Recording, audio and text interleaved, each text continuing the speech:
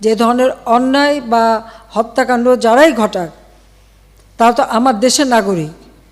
সে police হোক, একটা শিশু হোক, একটা মানুষ হোক, সে সন্ত্রাসী হোক, ডাকাত হোক বা ছাত্র হোক, যাই হোক, এই দেশের নাগরিক। আমি এর যথাযথ তদন্ত করে তাদের বিচার হবে, আমি সেটাই চাই। যে হত্যাকাণ্ডের সাথে জড়িতদের অবশ্যই বিচার করা হবে। আমি এটা স্পষ্ট বলি, হত্যাকাণ্ডের সঙ্গে যারা জড়িত সে যেই হোক অবশ্যই তাদের বিচার করা হবে। তাকে কিন্তু সাসপেন্ড করা হয়েছে। অ্যারেস্ট যারা করা হয়েছে তাদের মধ্য থেকে যারা ছাত্র ছিল, পরীক্ষার্থী, তাদের সবাইকে কিন্তু জামিন দিয়ে ছেড়ে দেওয়া হয়েছে। আর সাথে সাথে আমি এটাও নির্দেশ দিয়েছি যে এর ভিতরে যারা নিরীহ আছে তাদের সবাইকে, এবং ছাত্র যারা একেবারে খুনের সাথে জড়িত না বা এই সমস্ত ধ্বংসাত্মক কাজের সাথে জড়িত না, তাদেরকে মুক্তি দেওয়া শুরু করবে এবং সেটা শুরু হয়ে যাচ্ছে।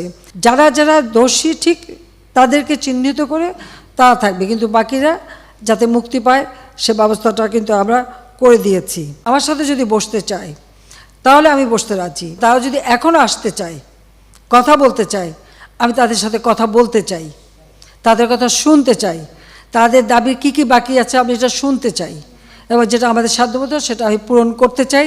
আমি এই সংঘাত চাই না। তারা যদি বসতে চায় আমার সঙ্গে, এই আন্দোলনকারীরা, কোটা আন্দোলনকারীরা, আমি তাদের সাথে বসবো, তাদের কথা শুনবো, তাদের দাবি দেওয়া এ পর্যন্ত যা মেনে নিয়েছে আরও কিছু আছে কি না সেটা হয়তো শুনতে হবে। এবং আপনাদের সামনে আমি বলতে চাচ্ছি যেটা দেশবাসীরও জানা উচিত যে আমি কখনোই আমার দরজা বন্ধ করিনি।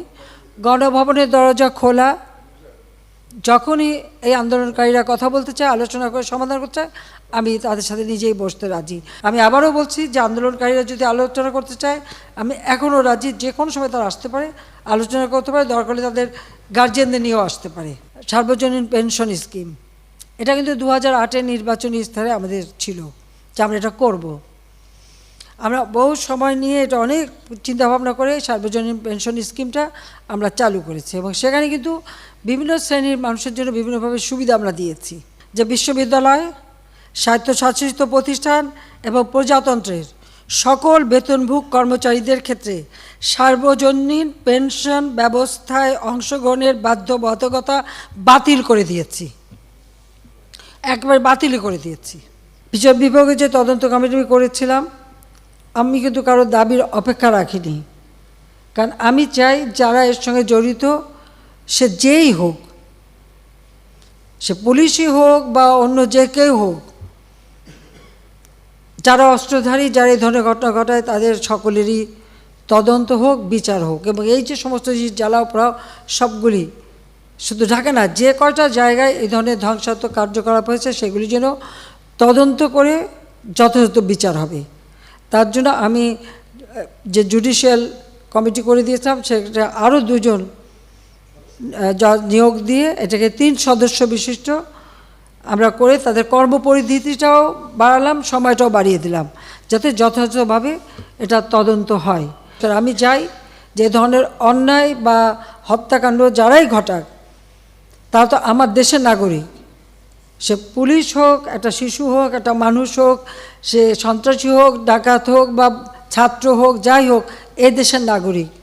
আমি এর যথাযথ তদন্ত করে তাদের বিচার হবে, আমি সেটাই চাই। যে হত্যাকাণ্ডের সাথে জড়িতদের অবশ্যই বিচার করা হবে। আমি এটা স্পষ্ট বলি, হত্যাকাণ্ডের সঙ্গে যারা জড়িত সে যেই হোক অবশ্যই তাদের বিচার করা হবে, এবং যারা জড়িত তদন্ত করেই তা বের করা হবে। যারা অস্ত্রধারী, যেমন রংপুরে একটা ঘটনা ঘটেছে, যে পুলিশ দায়ী সেই পুলিশকে সাসপেন্ড করা হয়েছে এবং তার বিরুদ্ধে তদন্ত হচ্ছে এবং তার বিচার হবে। ইতিমধ্যে কিন্তু সেই পুলিশ রংপুরের যে হত্যাকাণ্ডটা তার আমরা সাসপেন্ড করে দিয়েছি, তাকে কিন্তু সাসপেন্ড করা হয়েছে। অ্যারেস্ট যারা করা হয়েছে তাদের মধ্য থেকে যারা ছাত্র ছিল, পরীক্ষার্থী, তাদের সবাইকে কিন্তু জামিন দিয়ে ছেড়ে দেওয়া হয়েছে।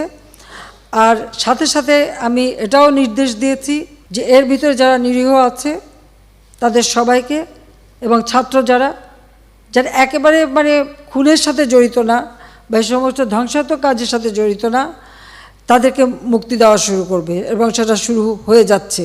যারা যারা দোষী ঠিক তাদেরকে চিহ্নিত করে তারা থাকবে, কিন্তু বাকিরা যাতে মুক্তি পায়